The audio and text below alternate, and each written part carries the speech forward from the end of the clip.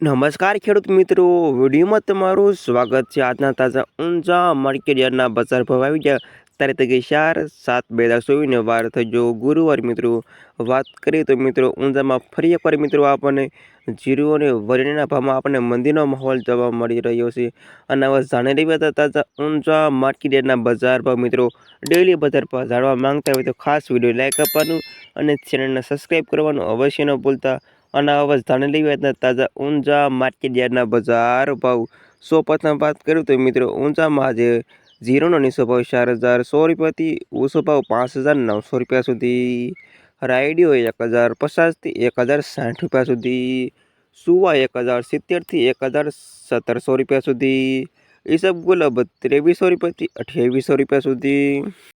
અજમો 1,800 રૂપિયાથી 3,090 રૂપિયા સુધી। વરિયાળી 950થી 2,800 રૂપિયા સુધી।